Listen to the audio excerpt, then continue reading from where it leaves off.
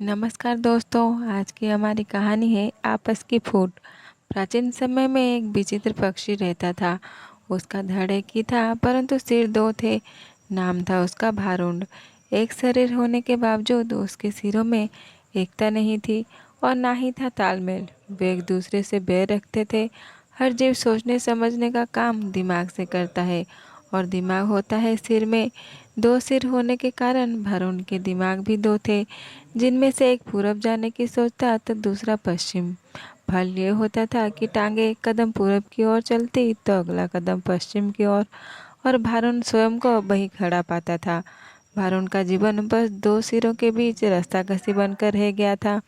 एक दिन भारुण भोजन की तलाश में नदी तट पर घूम रहा था कि एक सिर को नीचे गिरा एक फल नजर आया। उसने चोंच मारकर उसे चक्कर देखा तो जीभ चटकाने लगा। वाह, ऐसा स्वादिष्ट फल तो मैंने आज तक कभी नहीं खाया। भगवान ने दुनिया में क्या क्या चीज़ें बनाई है। अच्छा, जरा मैं भी तो चक्कर देखूं, कहकर दूसरे ने अपनी चोंच उस फल की ओर बढ़ाई ही थी कि पहले सिर ने झटक कर दूसरे सिर को दूर फेंका और बोला, अपनी गंदी चोंच इस फल से दूर ही रख। ये फल मैंने पाया है और इसे मैं ही खाऊंगा। अरे, हम दोनों एक ही शरीर के भाग हैं। खाने पीने की चीज़ें तो हमें बांटकर खानी चाहिए। दूसरे सिर ने दलील दी। पहला सिर कहने लगा, ठीक, हम एक शरीर के भाग हैं। पेट हमारा एक ही है।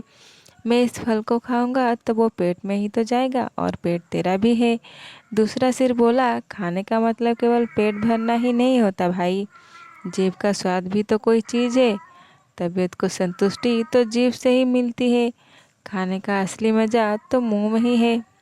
पहला सिर तुनकर चिढ़ाने वाले स्वर में बोला, मैंने तेरी जीभ और खाने के मज़े का ठेका थोड़े ही ले रखा है। फल खाने के बाद पेट से डकार आएगी, वो डकार तेरे मुंह से भी निकलेगी। उसी से गुजारा चला लेना।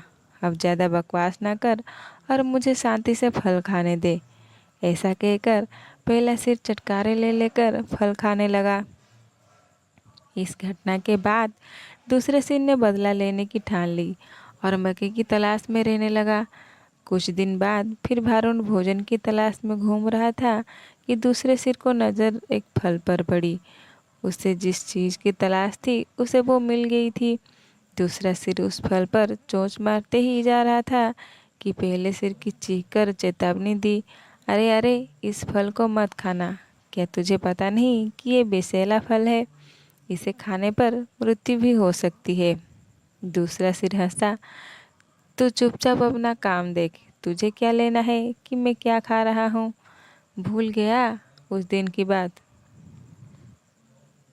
पहले सिर ने समझाने की कोशिश की, तूने ये फल खा लिया तो हम दोनों मर जाएंगे। दूसरा सिर तो बदला लेने पर उतारू था। बोला, मैंने तेरे मरने जीने का ठेका थोड़े ही ले रखा है। मैं जो खाना चाहता हूँ वो खाऊंगा, चाहे उसका नतीजा कुछ भी हो। अब मुझे शांति से बिसला फल खाने दे। दूसरे सिर ने सारा बिसल फल खा लिया और भारुण तड़प तड़प कर मर गया। कहानी अच्छी लगे लाइक शेयर और सब्सक्राइब कर दीजिएगा। नमस्कार, जय जगन्नाथ।